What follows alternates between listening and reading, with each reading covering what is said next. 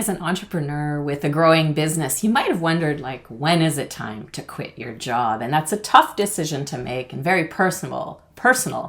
That's why we think you'd like this clip from an interview did with Ty Cohen, and has he explained his process and how he had a little bit of trouble of letting go. And we think it might be helpful to you in making your own decision.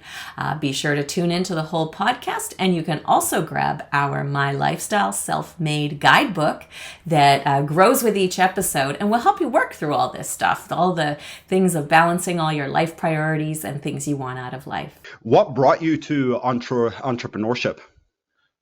Good question. I just wanted more, and I knew that like having a 9 to 5, I worked really hard. I had one real job in life, and I worked really hard at that job, and it didn't really move the needle much. And I said, look, if I want to do some things, meaning live in a different environment, drive a different type of car, have a different type of home, eat on the other side of a menu, go to different types of restaurants, travel to different places. The 9 to 5 that I had, which was a good one at that time by standards, still wasn't going to get me there. So that was it.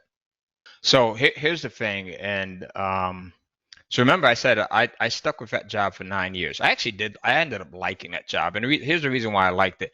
I liked it because I like people.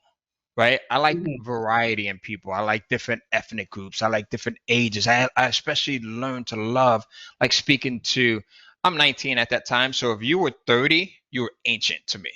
So I loved speaking to the older 30-year-olds, right? And then the 40 and the 50 and 60 and 70-year-olds that came in, I was able to get so many life lessons from them. Like I would literally be in the hours talking to these 70 and 80-year-olds who would just share things. And I thought that it was the coolest thing ever.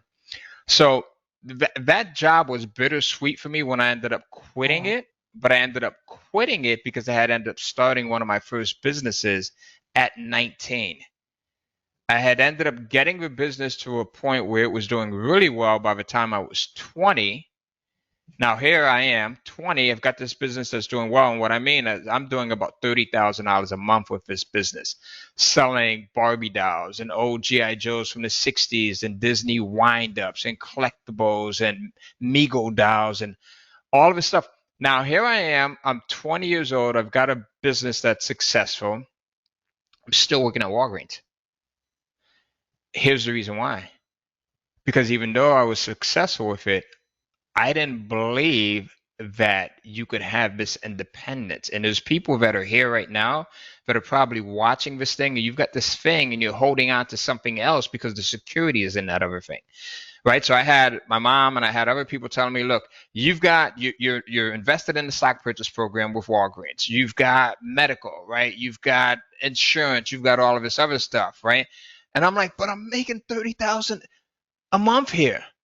At Walgreens, I was making probably about 3,000, 3,500 a month. Mm-hmm. So 10 times more, but I'm holding on to the security. So it took me 3 years to quit that job because of that. I would go in and my supervisor's name was Jerry Press. So I would go in and I would tell her, Miss Press, I'm going to quit this job. I'm quitting. I'm giving my 2 weeks. And they would say, Ty, could you just hold on? Could you just stick with us? And me being a nice guy and not wanting to really quit because of uncertainty, right? So one of the most basic human needs is certainty. So not having that certainty, I'm like, yes, thank God she asked me to stay on again. Because I really didn't want to quit, right? So you get it? So that was it, right? So it's sometimes we'll have these things in our lives where we know we should be going in this direction, but the hardest thing to do is to cut off everything else that's keeping us over here. Even though but it's a Pareto principle, right? The 80% could be over here, and it's just this 20%, right? So Yeah, I kind of recognize myself there as well. It took me a while to quit my job because of the security. Although I was making more, from my entrepreneurial projects, but for some reason I did not feel comfortable to cut the ties with my job and focus on my business alone until later on I summed up enough courage to do it. So for the people that find themselves in that predicament, what would you recommend to them? You know what? I would actually really listen to your heart. I would listen to your heart because, Steve Jobs used to talk about this, right? It never lies, it never fails you. And I think what happens is as we get older, we start to get a little bit more reasonable. We start to kind of tune out our heart.